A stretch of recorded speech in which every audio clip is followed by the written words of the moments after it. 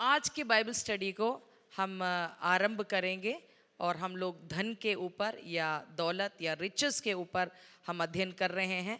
तो आज का स्टडी हम शुरू करेंगे धन का अभिशाप या श्राप क्या क्या है करके, कि मतलब धन का आशीष तो हमने देख लिया और धन के खतरे भी हमने देख लिए हैं, लेकिन हम सारे एस्पेक्ट दे रहे, हम देख रहे हैं धन का हर प्रकार का, हर तरीके से घूम घूम के हम देख रहे हैं।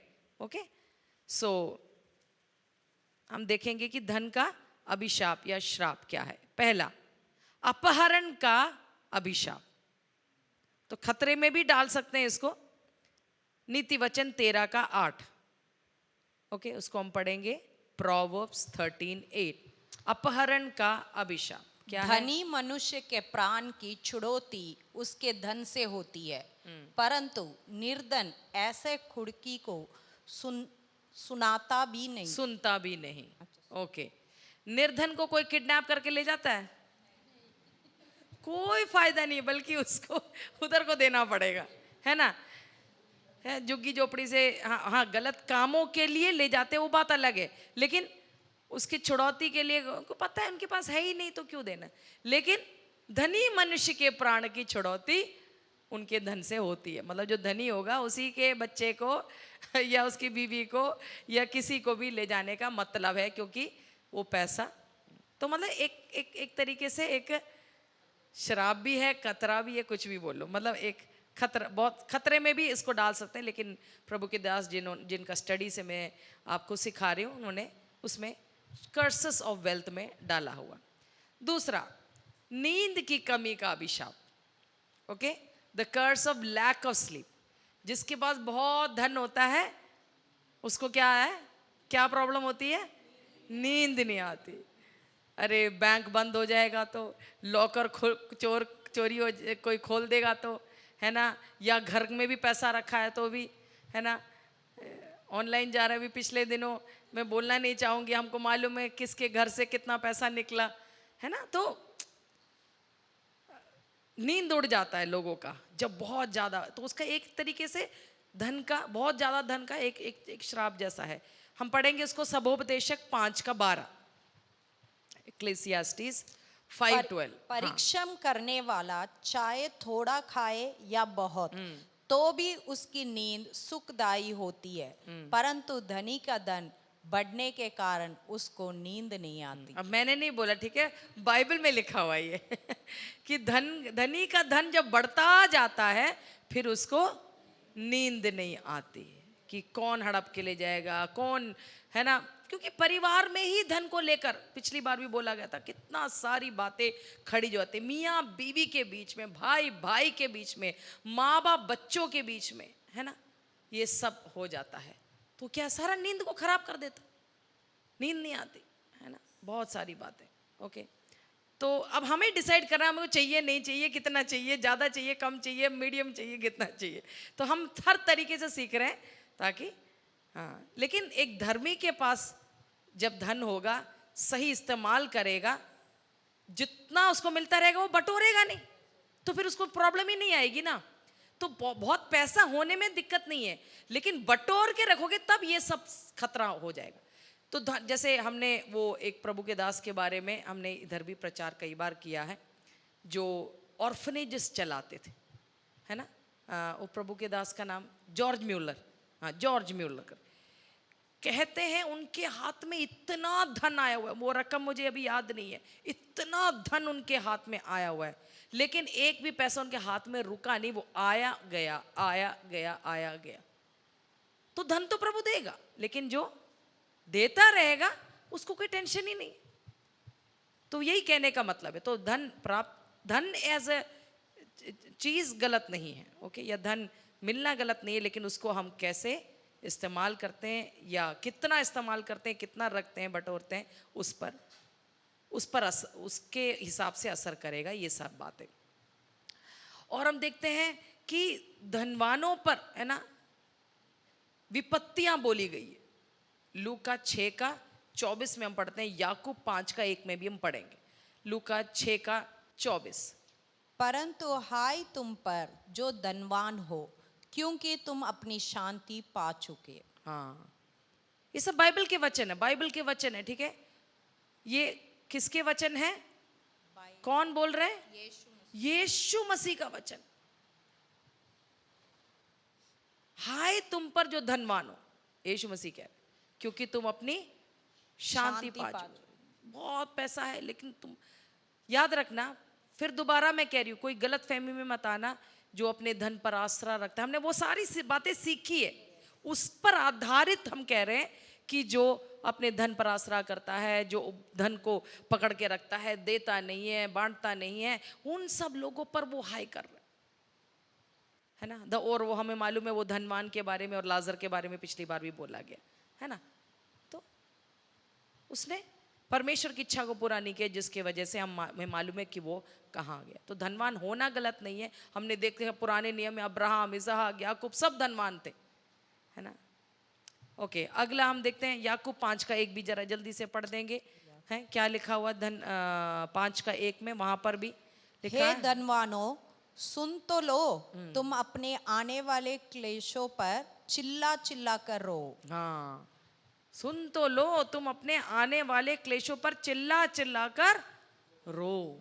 आगे भी लिखा है किसके लिए रोना है। ओके, लेकिन तो यहाँ पर एक तरीके से कि हम वचन से क्या देख रहे हैं कि कैसे धनवानों पर विपत्तियां या हाय हाय बोला गया है। ओके, सब आपको एक आइडिया देने के लिए। अगला हम देखेंगे, एक सवाल उठा, एक प्रभु के दास ने वचन में एक सवाल उठाया कि धनवान क्यों समृद्ध होता है? Why do the wicked prosper? है ना, भजन संहिता 37 का 1 और 2 में लिखा हुआ है। एक प्रभु का भक्त कुकर्मियों के कारण मत कुढ़, कुटिल काम करने वालों के विषय डाना कर। हाँ, अगला, क्योंकि वे घास के समान झट कट जाएंगे और हरी घास के समान मुरझा जाएंगे। और एक और प्रभु का दास है जो आसाफ है ना, वो भी अपने भजन में लिखता है कि ये देखो ये दुष्ट लोग, मतलब ये सफल होते हैं अपने कामों में, हष्ट पुष्ट हैं, सब कुछ है, इनको कोई दिक्कत नहीं, और हम यहाँ धार्मिकता से, हम सिधाई से चलते हैं और हम हमारे साथ सारा उल्टा उल्टा हो जाता है करके वो बड़ा है ना, बहुत रोता पीटता है।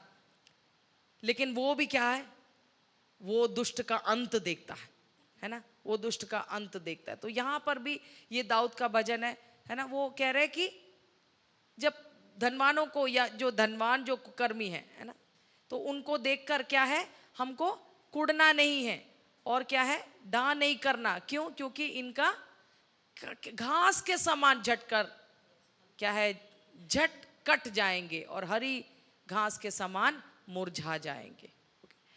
तो वो एक सवाल कर रहे हैं और उनको ही जवाब, दोनों दाऊद और आसाफ को अपने ही भजन में उनको क्या है, जवाब मिल जाता है। ओके, कि दुष्ट लोग धनवान हैं, वो दुष्ट होंगे, लेकिन वो ये सब क्या है, तात्कालिक है करके वो बताते हैं अपने भजन में।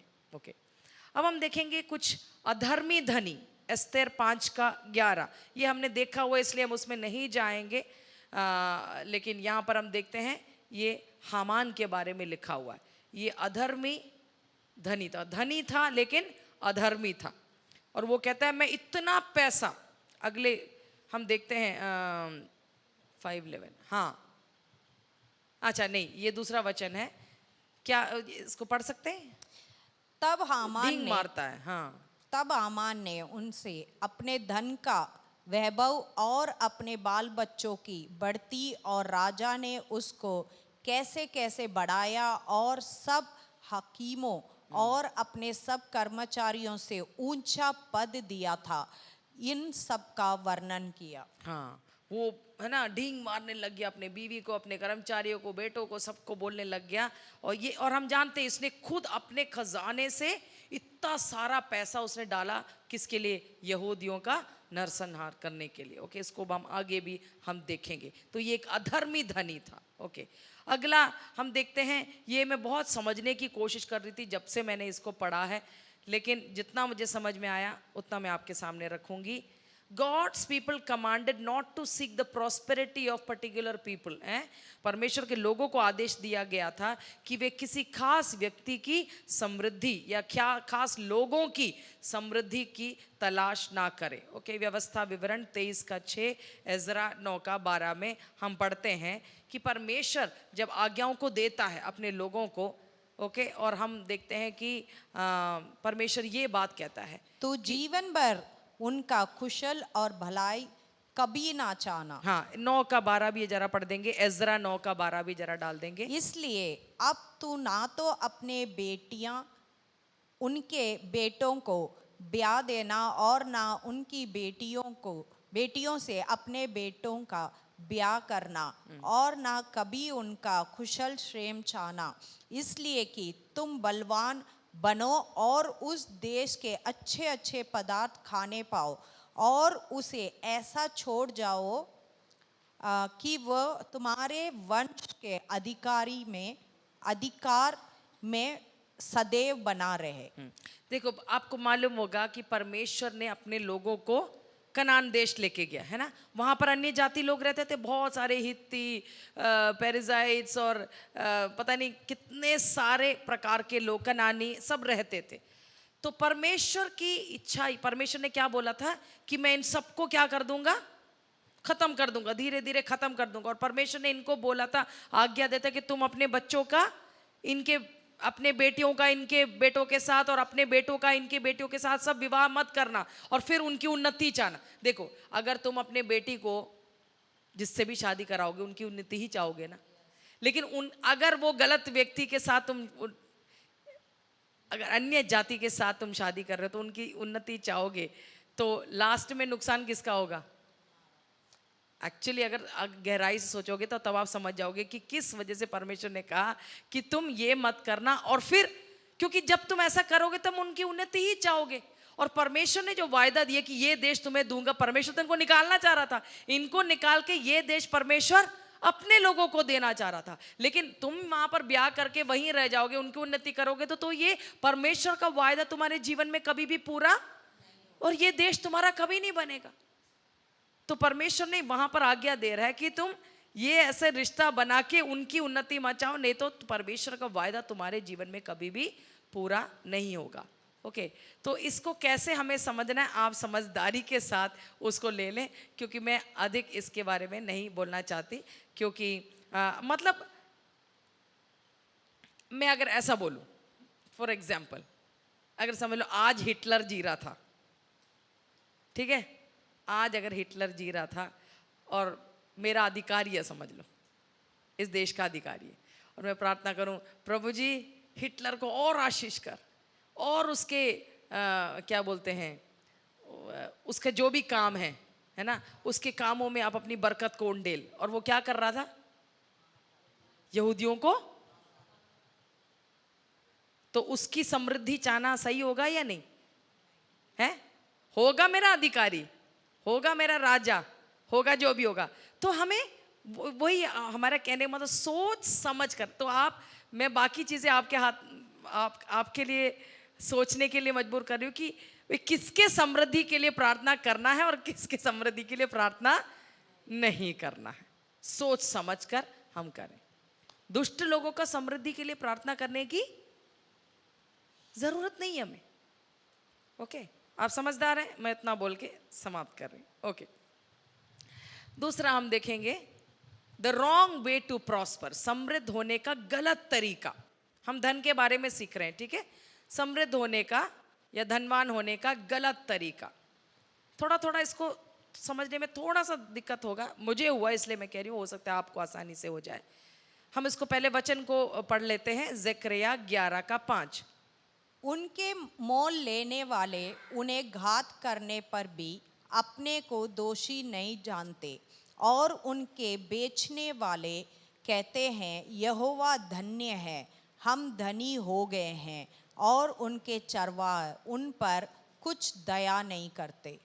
ओके, वचन पढ़ लिया आपने. अब मैं पढ़ना चाहूंगी. Some people prosper by sinning without acknowledging their wrong doing. कुछ लोग अपने गलत कामों को स्वीकार किए बिना पाप करके समृद्ध होते हैं। तो ये क्या है? गलत तरीका। अगर आप अपने गलतियों को नहीं मानोगे, पापों को अंगीकार नहीं करोगे, और अगर आप चाहते हैं कि हम समृद्धि आपको मिले, या अगर आप समृद्ध होते हो, तो वो एक गलत तरीका है समृद्ध होने का या धनवान होने का। आशा करती हूँ आप समझ गए मैं क्या कहना चाह रही हूं। एक और बार पढ़ देती हूँ हिंदी में। कुछ लोग अपने गलत कामों को स्वीकार किए बिना पाप करके समृद्ध होते हैं। ठीक है, पाप करके समृद्ध होना गलत तरीका है। अब इसको किसी भी रीति में आप देख सकते, आप गलत बिजनेस कर रहे हो और आप समृद्ध हो रहे हो, तो एक बार पहले भी शायद मैंने बोला था, दारू बेचकर, ठीक है, दारू का बिजनेस कर रहे हो क्योंकि अच्छा चलता है। आप हरियाणा में देखो, ये दुकान बढ़ते जा रहे हर कोने में, और इतना देखने में इतना मतलब मुझे बोलना अच्छा नहीं लगता है, लेकिन सच्चाई वही है, रियलिटी वो है। कितना अट्रैक्टिव है ये दुकान, देखने से ऐसा लग रहा है पता नहीं उसके सामने खड़ा हो तो पता नहीं कौन से विदेश में हम पहुंच गए। मतलब वो उतना ही जगह अगर आप आंख सारा बंद करके देखेंगे तो क्या बढ़िया दुकान है यार, ऐसा लग रहा है कोई, तो क्योंकि चल रहा है तो चलो ये चला। तो वो एक गलत तरीका है समृद्ध होने का, है ना, पाप करके समृद्ध होना। इसका आप हिस्ट्री पढ़ोगे तो आपको थोड़ा सा और समझ में आ जाएगा, तो उसकी गहराई में नहीं जाएंगे। दूसरा, some act religious in order to prosper. कुछ लोग समृद्ध होने के लिए, समृद्धि पाने के लिए धार्मिक कार्य करते हैं। मतलब है नहीं वो, लेकिन ये करने से क्या होगा? समृद्ध हो जाएंगे। चलो मसीह बन जाएंगे तो क्या हो जाएगा? अपने विश्वास में तो तरक्की नहीं हुई। सुना है मसीह बनने से बहुत पैसा मिलता है ना, नहीं तो मदद हो जाती है, नहीं तो परमेश्वर आशीष करता है। यही सब लोगों के अंदर कई बार समझ आती है। क्रिश्चियन बनने से क्या हो जाएगा, है ना, परमेश्वर बहुत आशीष करेगा। Some people act religious. यहां पर हम देखते हैं न्यायों का किताब में 17 का 13, एक व्यक्ति को यहां पर देखते हैं। मीका सोचता था कि अब मैं जानता हूँ कि यहोवा मेरा भला करेगा, क्योंकि मैंने एक लेवी को अपना पुरोहित रखा है। यहां पर उसने आइडल रखा हुआ है, मूर्ति रख के, फिर वो किसको रख रहा है? लेवी को रख रहा है। किसके लिए? सेवा करने के लिए। पास्टर बना के रखा हुआ है, मूर्ति बना के एक पास्टर को घर में रख दिया। उसने सोचा अब क्योंकि अब पास्टर आ गया है मेरे घर में, मेरे घराने में, तो अब क्या होगा? अब मैं बहुत आशीषित हो जाऊंगा। समझ रहे हैं आप क्या ना? तो ये गलत तरीका है समृद्धि पाने का। ओके, तो धार्मिकता का ढोंग, धार्मिकता का ढोंग करके समृद्ध होना चाहते हैं, ये गलत तरीका है। ओके, अब कुछ मिसलेनियस पॉइंट्स में हम जाएंगे, मतलब इधर उधर बिखरा हुआ कई सारे कुछ सोच को हम करेंगे। मिसलेनियस में बहुत पॉइंट्स हैं जो कम एक और स्टडी के लिए, लेकिन मैं आज इतने में ही बोलकर उसको समाप्त करूंगी। पहला, people sometimes deceive us to their financial status. लोग कभी कभी अपने वित्तीय स्थिति के बारे में धोखा देते हैं। कई लोग बहुत पैसा होगा लेकिन वो ऐसे दिखाएंगे कि भाई उनके पास तो कुछ भी नहीं है, बेचारे। और उल्टा भी होता है वो फिर भी चलेगा, मैं सोच रही हूँ कुछ लोग क्या है, कुछ नहीं होगा लेकिन ऐसा ढींग मारेंगे कि पता नहीं उनके पास क्या इतना खजाना रखा। मिला है दोनों टाइप के लोगों को? कोई मिला है क्या? दोनों टाइप के लोगों को मिले। एक जो कुछ भी नहीं होगा, लेकिन एक्चुअली मसीह लोगों को ऐसे ही होना चाहिए एक तरीके से। ये नहीं बोलना चाहिए मेरे पास कुछ भी नहीं है, मेरे पास कुछ भी नहीं है, ऐसे करके, लेकिन ऐसा नहीं होना चाहिए। जैसे एक प्रभु के दास ने कहा, अगर 2 ही पैंट है 2 ही शर्ट है, ऐसे उसको जैसे लोग मतलब अच्छे तरीके से चलना चाहिए, मतलब लोग को नहीं लगना चाहिए अब बेचारा इसके पास कुछ नहीं है, चलो उसको दे देते कुछ पैसा खरीद के देते, ऐसा भी नहीं होना चाहिए। ओके लेकिन मैं कह रही हूँ कि अच्छे से चलने की बात नहीं कर रही, लेकिन वो तो करना ही चाहिए, लेकिन ढींग मारते जो है नहीं, कुछ भी नहीं है, फूटी कौड़ी नहीं है, लेकिन ऐसा ढींग मारेंगे पता नहीं, ओह बाप रे वो कहाँ का राजा है वो। और दूसरा खूब रखा हुआ है, कुछ नहीं है, क्योंकि मालूम है कि अगर पता चल जाए आगे वाले को तो वो ताकि वो ना ले, है ना। हम भी देख सकते कहीं हम इनमें कोई कैटेगरी में आते तो नहीं है, है ना। हाँ ओके, नीति वचन 13:7। कोई तो धन बटोरता परंतु उसके पास कुछ नहीं रहता, और कोई धन उड़ा देता फिर भी उसके पास बहुत रहता है। हिंदी में थोड़ा सा अलग है ये, इंग्लिश में वो करेक्ट लिखा, one pretends to be rich yet has nothing, another pretends to be poor yet has great wealth. Actually English में और स्पष्ट है ये, मतलब एक धनी बनने का दिखावटी करता है लेकिन उसके पास कुछ भी नहीं है, और एक गरीब होने का दिखावा करता है लेकिन उसके पास बहुत धन रखा हुआ है। ओके तो ये वचन भी कहता है, बुद्धिमान कह रहा है, उसने भी ऐसे लोगों को देखा होगा। ओके अगला, money use to illustrate the value of the kingdom of God. परमेश्वर ने या यीशु मसीह ने राज्य के, परमेश्वर के राज्य के मूल को दर्शाने के लिए धन इस्तेमाल किया। मत्ती 13:44,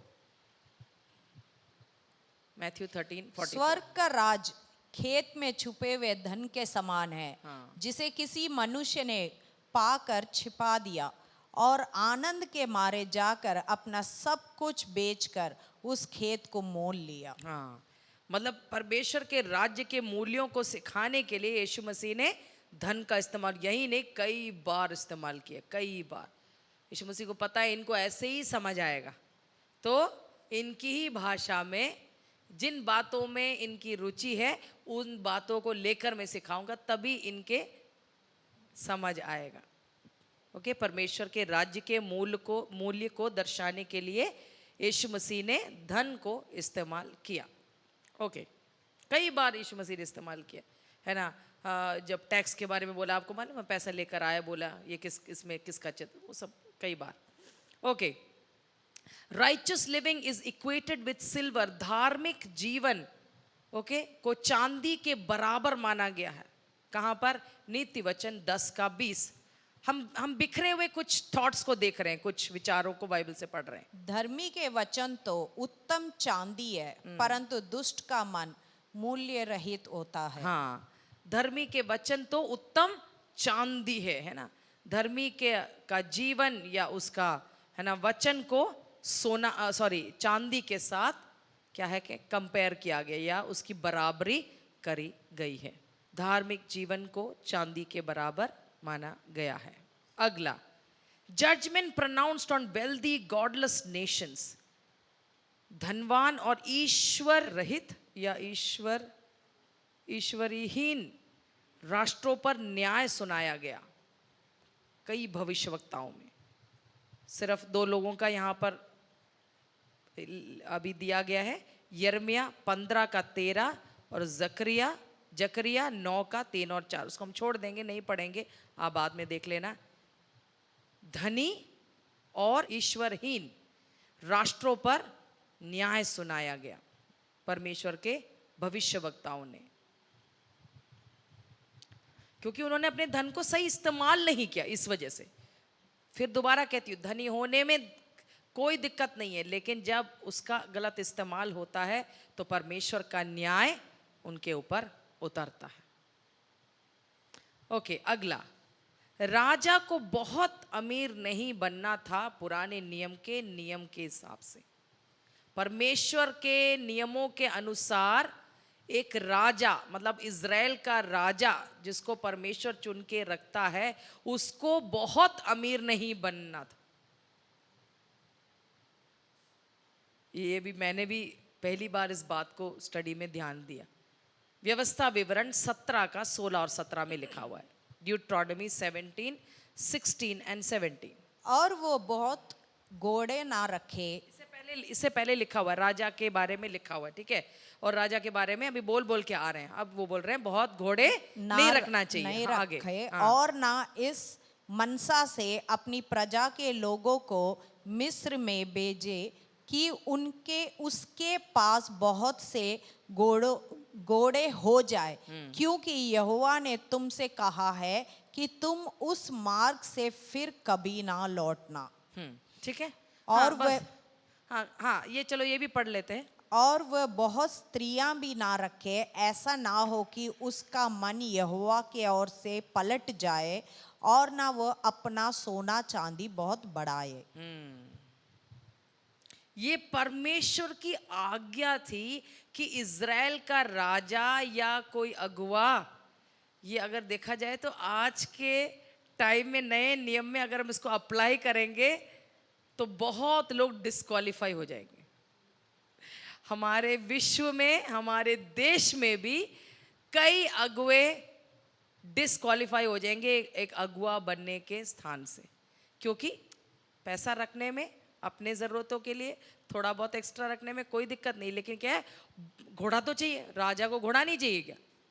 अरे उसको सेना होना चाहिए, युद्ध, बहुत सब कुछ है।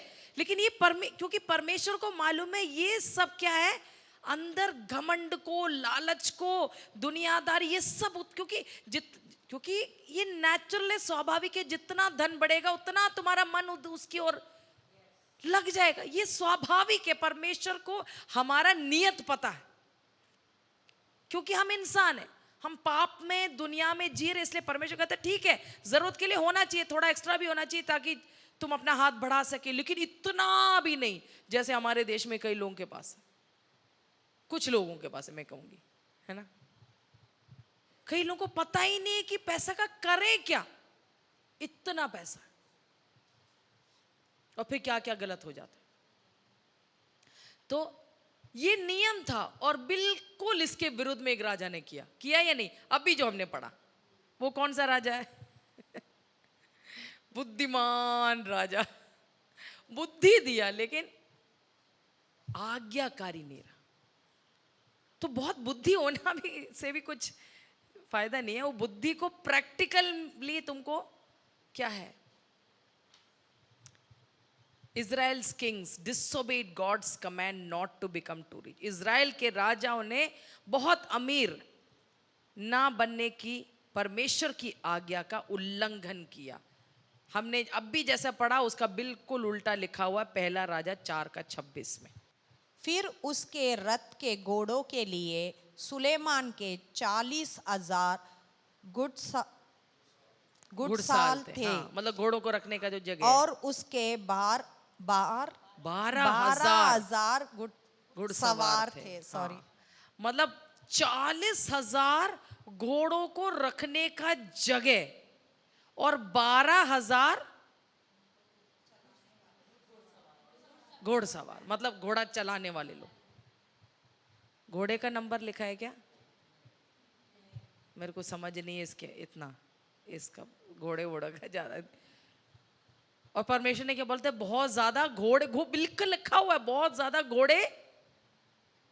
और सुलेमान का धन के बारे में तो मुझे अभी पढ़ाने की जरूरत नहीं है ना, कैसे क्या, वो तो सोना चांदी में ही भैया खाया पिया करता था, वो खुद ही नहीं सबको भी, उसके महल में जितने लोग थे उसको देखने के लिए, उसका धन दौलत बुद्धि सब कुछ देखने के लिए दूसरे राष्ट्रों से आते थे। और फिर बहुत पत्नी भी नहीं रखना बोला था परमेश्वर ने, और सबसे ज्यादा बीवियां 1 2 4 5 10 नहीं, कितना है आपको मालूम है, 1000 लोग, है ना। इसके वजह से हमें मालूम है क्या हुआ, परमेश्वर को मालूम था, जिस वजह से परमेश्वर ने कहा कि ये मत करना, और बिल्कुल वैसा किया। तो इसलिए क्या हो गया, शुरुआत तो बड़ी अच्छी हुई, बल्कि परमेश्वर ने उसको दिया धन वगैरह, वो क्योंकि परमेश्वर बहुत कुछ उसके द्वारा चाहता था, लेकिन उसने उस धन को गलत इस्तेमाल कर दिया। वो क्या क्या किया, वो कहानियाँ, वो घटनाएं, वो सब आप जानते हैं, उसलिए उसके डीप में मैं नहीं जा रही। अगला हम देखेंगे prospects of wealth used as motivation. धन की संभावनाओं को प्रेरणा के रूप में इस्तेमाल किया गया। धन की संभावनाओं को प्रेरणा के रूप में, मतलब लालच दिया कि तुम्हें हम ये दे देंगे, हमें ये दे दो, मतलब एक मोटिवेशन धन को देकर, ठीक है, लेन देन, धन को देकर कुछ चीजों के लिए वापस मांगा गया। दो उदाहरण है, उत्पत्ति, तीन उदाहरण है लेकिन मैं एक ले लेते हैं अभी फिलहाल। उत्पत्ति 34 का 12। तुम मुझसे कितना ही मूल्य या बदला क्यों ना मांगो, तो भी मैं तुम्हारे कहे के अनुसार दूंगा, परंतु उस कन्या को पत्नी होने के लिए मुझे दो। यहाँ शेखेम जाके बोल रहा है दीना, उसको प्राप्त करने के लिए शेखेम क्या कह रहा है कि जो कीमत लगा दे, मुझे बीवी चाहिए, इसको अपना बीवी बनाना। ठीक है, आगे भी हम देखते हैं 34 में भी, हम 34 का 21 में भी एक घटना है, उसमें नहीं जाएंगे।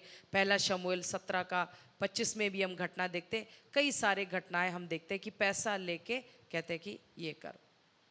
इसके साथ हम समाप्त करेंगे, समाप्त मतलब इस टॉपिक को समाप्त करेंगे। एक भविष्यवाणी, धन के विषय में भविष्यवाणी हम देखेंगे जल्दी से। प्रकाशित, आओ अब लिख के ले लो, हम सब पढ़ेंगे नहीं। प्रकाशित वाक्य 13 का 16, या तो आप पहले इसको सारा लिख के ले लीजिए। रेवलेशन 13, 16, 18, 19, इसमें पॉजिटिव भी है और नेगेटिव भी है। ठीक है, नकारात्मक सकारात्मक भविष्यवाणियां धन को लेकर। भजन संहिता 45 का 12, यशायाह 61 का 61 का 7 और हग्गई 2 का 7। ये सब चीजें होंगी। ठीक है, कुछ नकारात्मक है और कुछ सकारात्मक, इसलिए मैंने सारे लिख लिए ताकि हमको पता होना चाहिए ये भविष्यवाणी है ना। कुछ हो भी रहा है, कुछ होने पर भी है। जल्दी जल्दी से एक बार देख लेंगे। प्रकाशित वाक्य 13 का 16, शायद ये धनवानों के बारे में लिखा गया है।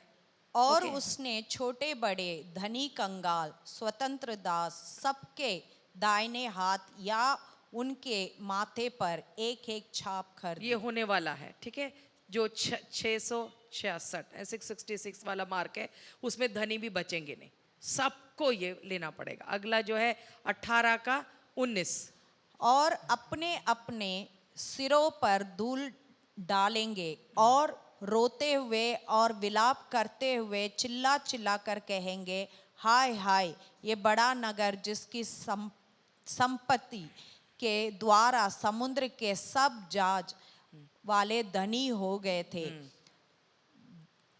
घड़ी ही भर में उजड़ गया। मतलब इतना धनी था वो राष्ट्र, लेकिन क्या हुआ, शहर, कि वो सब एक क्षण में सब खत्म हो गया। भजन संहिता 45 का 12, सोर की राजकुमारी भी भेंट करने के लिए उपस्थित होगी।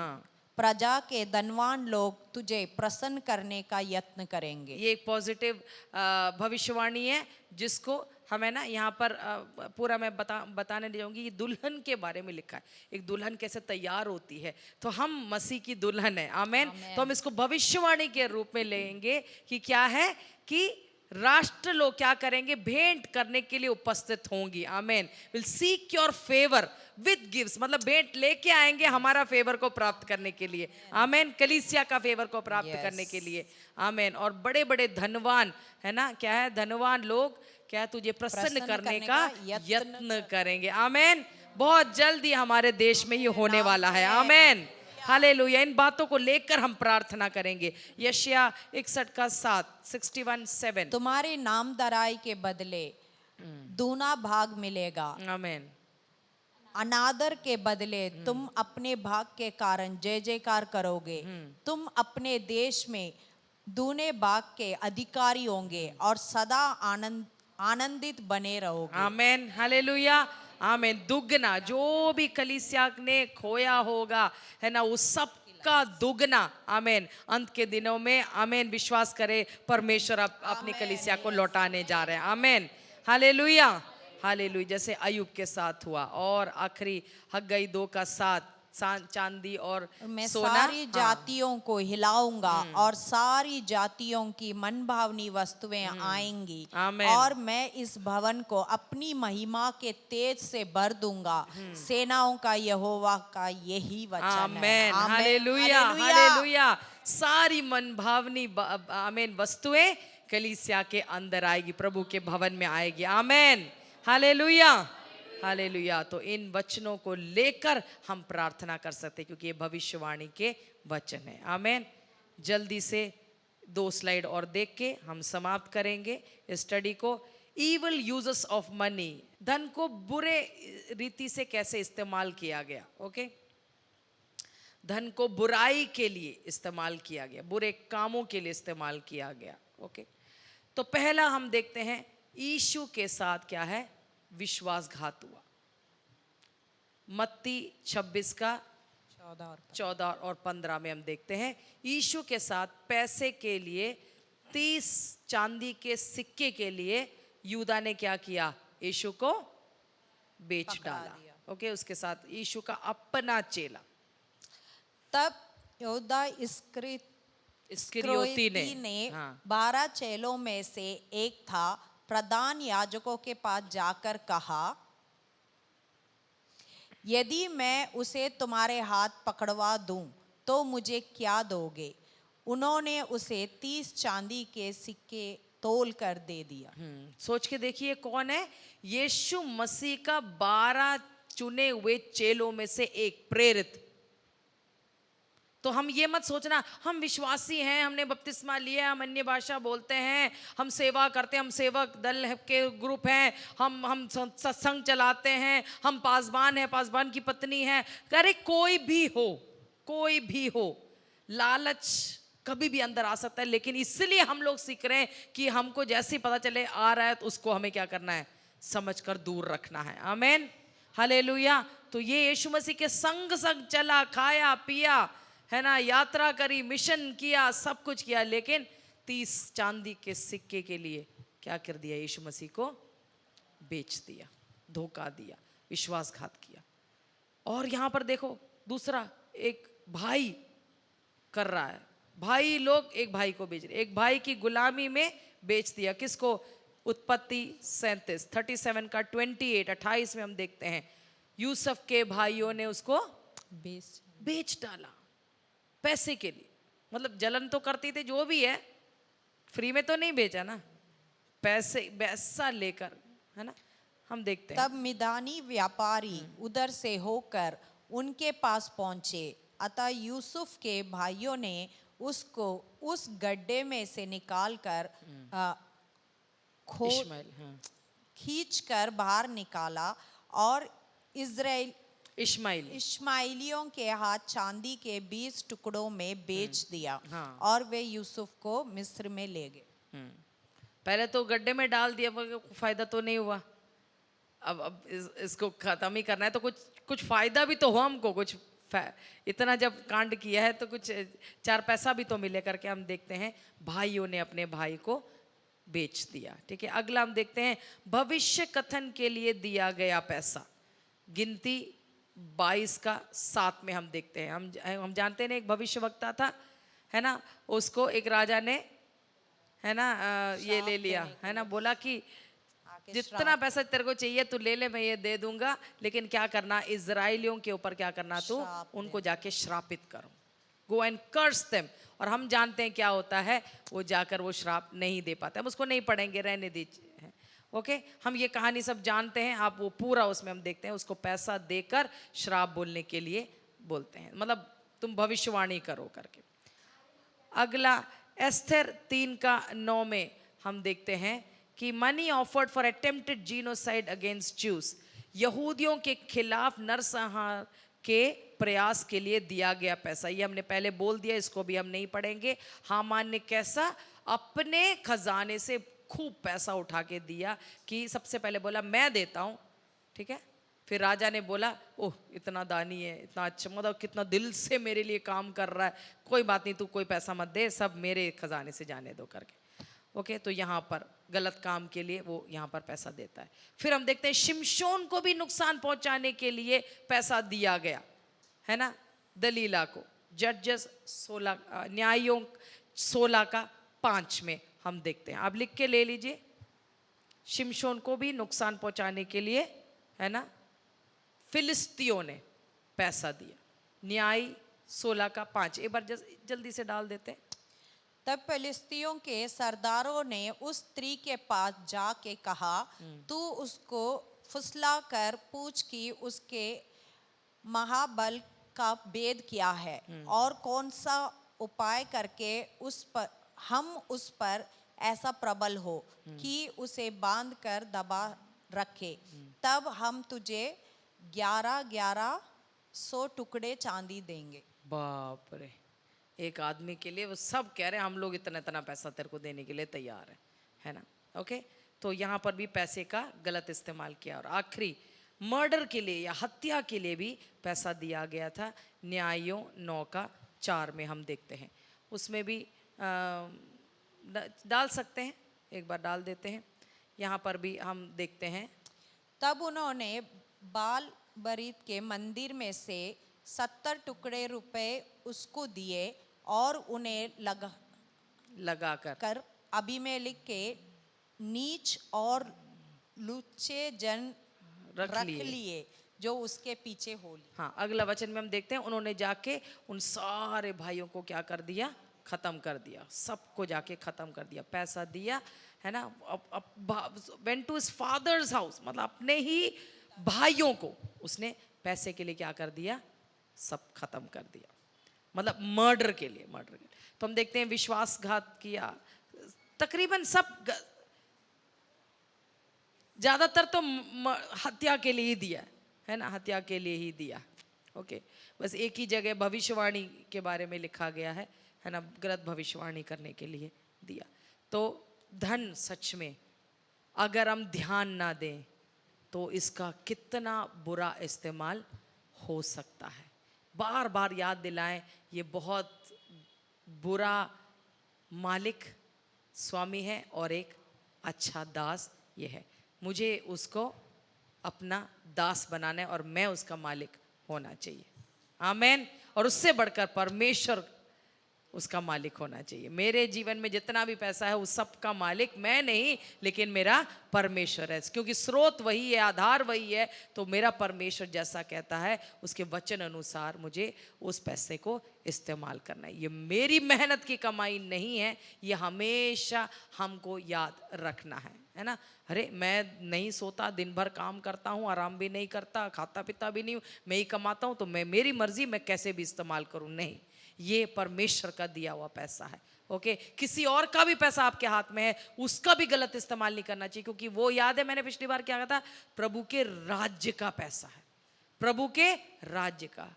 ओके, कलीसिया है, कलीसिया का भी कुछ भी कैसे भी इस्तेमाल करो, मेरा तो है नहीं, या किसी और का चीज नहीं, सब कुछ परमेश्वर के राज्य का है। जब तक हम सब प्रभु के लोग हैं तो किसी और का भी पैसा मतलब प्रभु के राज्य का है, उसको भी हम बेवजह, है ना, इस्तेमाल नहीं करेंगे या खर्च नहीं करेंगे, सोच समझकर एक एक चीज हम इस्तेमाल करेंगे। आमेन।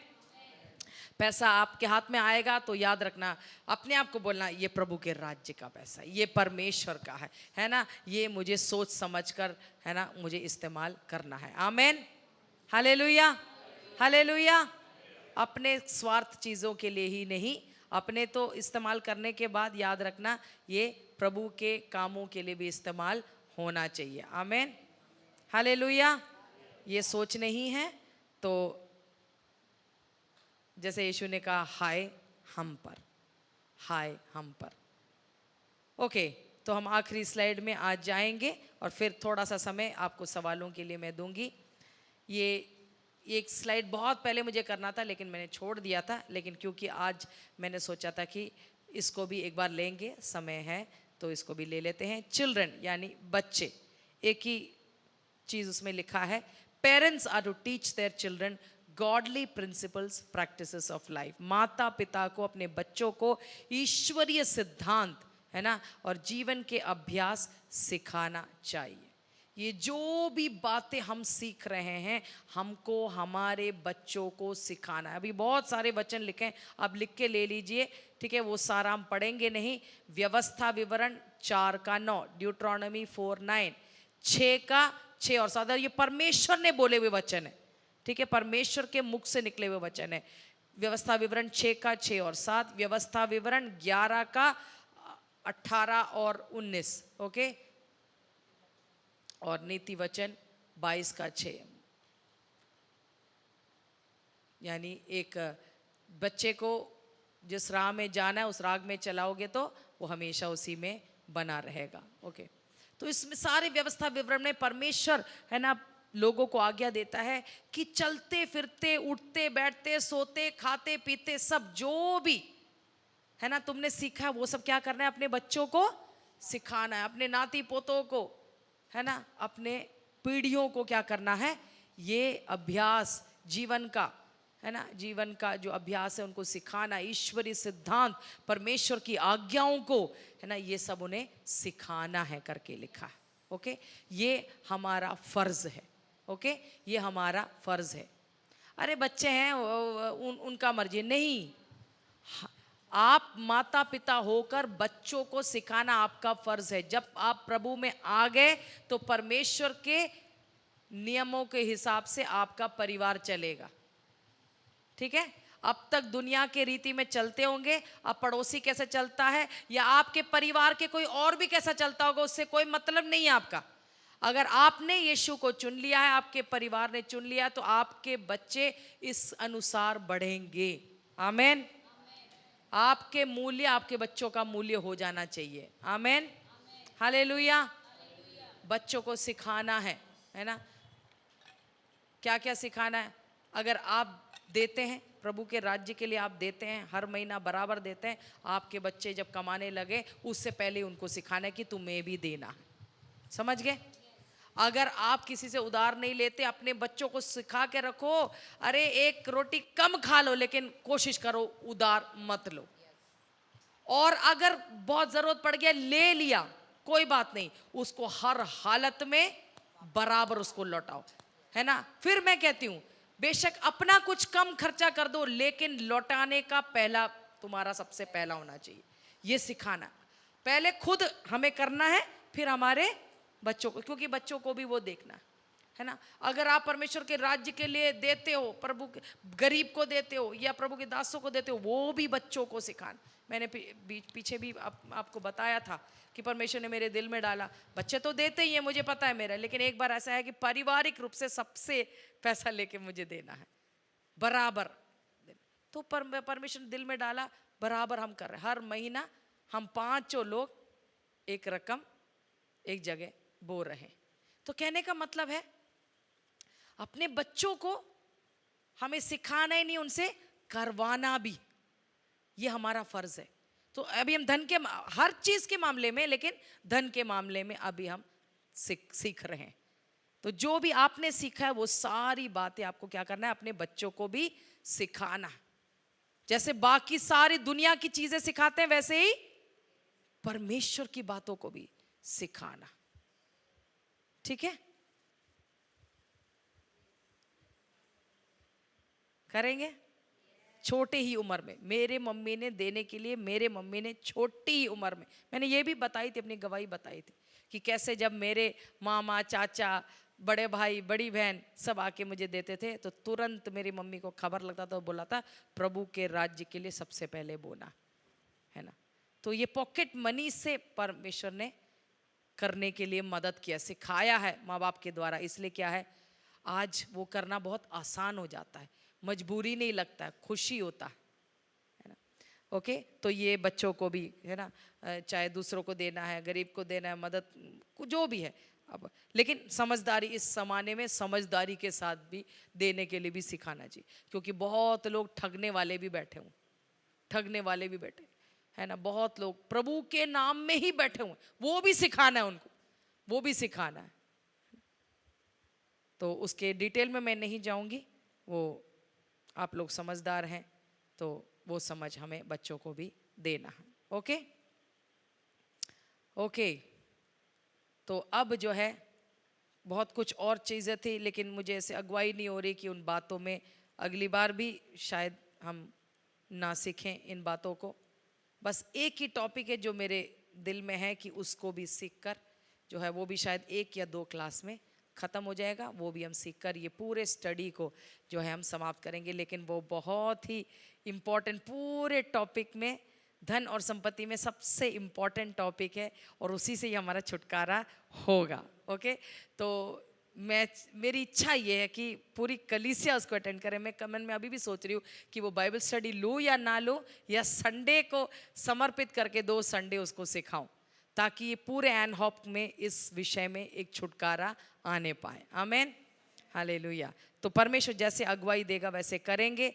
अगर संडे के लिए परमेश्वर कह रहा है तो फिर ये आखिरी बाइबल स्टडी होगी इस विषय पर। ओके, तो